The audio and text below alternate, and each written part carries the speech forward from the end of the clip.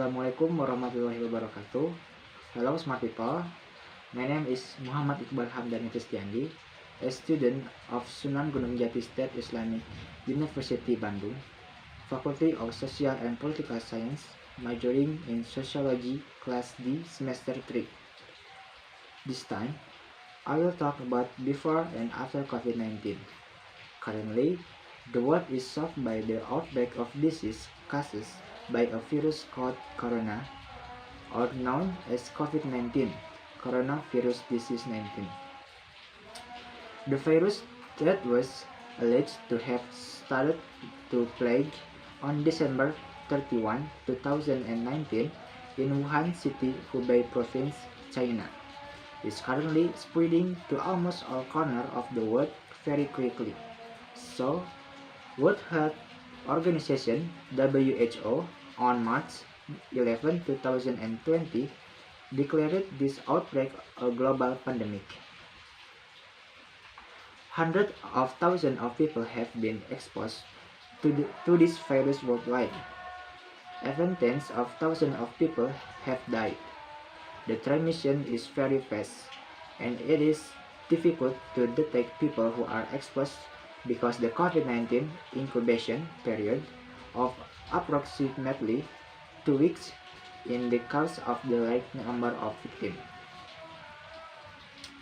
Transmission through human contact, which is difficult to predict because social activities that cannot be avoided are the biggest cause of the spread of COVID-19.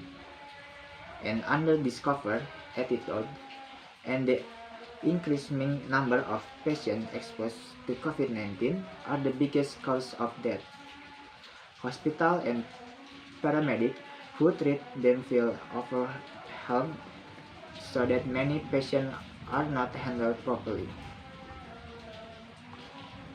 The difficulty of personal protective equipment for paramedics is the cause of patients falling, including doctors and other paramedics who are also exposed to COVID-19 and eventually die. The complexity of handling this outbreak has made world leaders implement super strict policies to prevent the chance of the spread of COVID-19. Social distancing is a top choice for every country in implementing policies to prevent the spread of COVID-19, because this policy has a negative impact of all aspects of life. The limitation of the social interaction of the community can hinder the rate of growth and progress in various fields of life. But there is no other choice because this method is the most effective. Social distancing policies have fatal consequences for the well of human life. The education sector is also affected by this policy.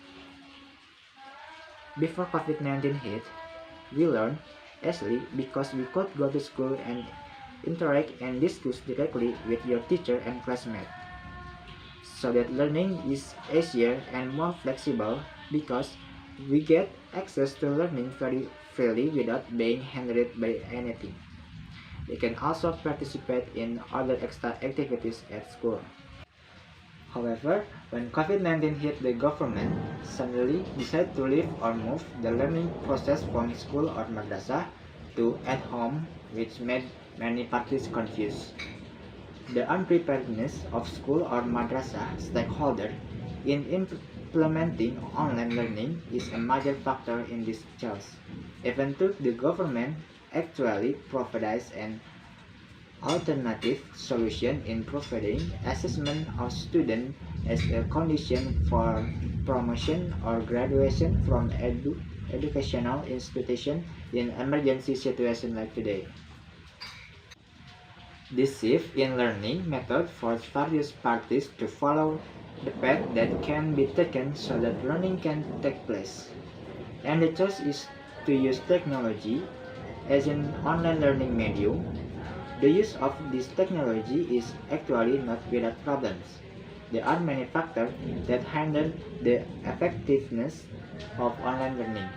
The internet network, which is very much needed in online learning, is a problem in itself for teacher and student. The quota purchase for internet needs has soared, and many teachers and parents of students are not ready to increase their budget in providing internet network. This online learning method is actually not new because in several countries, especially in developed countries, this activity is familiar. Moreover, the learning process in higher education, not only abroad but in Indonesia, is also used to be implemented, but learning at the primary and secondary education unit level is not so popular that it requires serious preparation so that it can run well. The development of the times will demand change in civilization, and this will have an impact on the ways or method of learning that are usually done. In an era that is all technological like today, it is possible that the next teaching and learning process will be carried out online. Given that the effectiveness in the transfer of knowledge is very good, fast, easy, and cheap. Change in civilization in this method requires education stakeholders to prepare themselves to follow the development of the time like today. No one can deny or reject the rapid development of this technology. Even if someone rejects it, then get ready to be left behind and will even be crushed by others. Technology is like two blades. Each of it has an equal role, namely the positive and negative sides that have an influence of change in human civilization. All aspects of life today cannot be separated from technology. Therefore, technological literacy is very important for society, so that the use of technology is truly beneficial without harming and also having a negative impact on the order of life. That's all I can say. I hope the world will recover and the coronavirus will gone, so that all aspects of our life can return to normal, and we can always be with the people we care about. Thank you. Assalamualaikum warahmatullahi wabarakatuh.